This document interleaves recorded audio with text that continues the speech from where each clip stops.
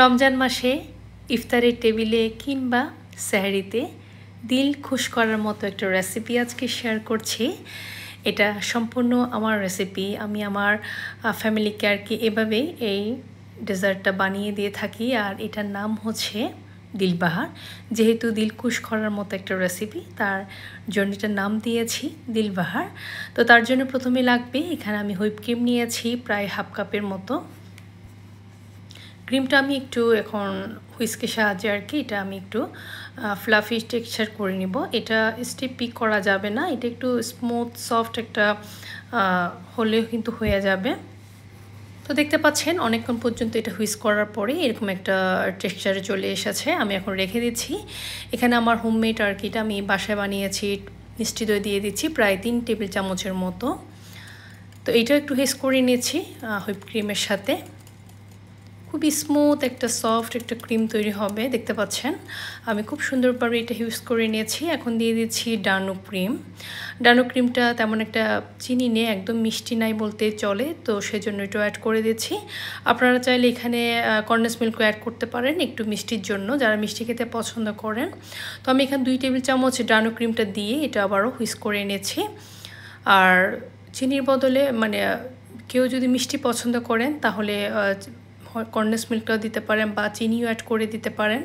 তো আমি কিছু ফ্রুটস নিয়ে নিয়েছি। রমজান মাসে বাসায় সবার কিন্তু ফ্রুটস থাকে। আমি এখানে 4 ধরনের ফ্রুটস নিয়েছি।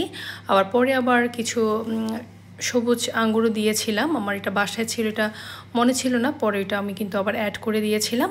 এখন আমি এই যে দেখতে পাচ্ছেন আপেলটা কিউব কিউব করে কেটে নিয়েছি, তারপরে আনারও নিয়েছি, কলা নিয়েছি, 2 ধরনের আঙ্গুর নিয়েছি। আঙ্গুরটা দেখতে পাচ্ছেন এভাবে ছোট ছোট কিউব কিউব করে কেটে নিয়েছি।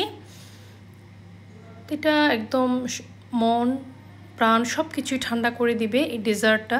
এটা একবার হলে ট্রাই করে দেখবেন। দেখতে পাচ্ছেন আমি সব ফ্রুটসগুলো কেটে নিয়েছি, আর যে ক্রিমটা তৈরি করেছি ওইটার মধ্যে কিন্তু আমি সব ফ্রুটসগুলো এভাবে অ্যাড করে দিচ্ছি। দেখতে পাচ্ছেন সবুজ আঙ্গুর নিয়েছি আমি, পরে এটা আবার বাসায় ছিল, ফ্রিজে ছিল, আমার মনে ছিল না, তো এটা আমি আবার কেটে ওইটা আবারও অ্যাড করে দিয়েছি। বিভিন্ন ধরনের ফ্রুটস যে যেটা থাকে আর কি বাসায় ওইভাবে কিন্তু আপনারা অ্যাড করে দিতে পারেন। তবে যেই ফ্রুটসগুলো থেকে পানি বের হয় ওই ফ্রুটসগুলো আপনারা এখানে দিতে যাবেন না।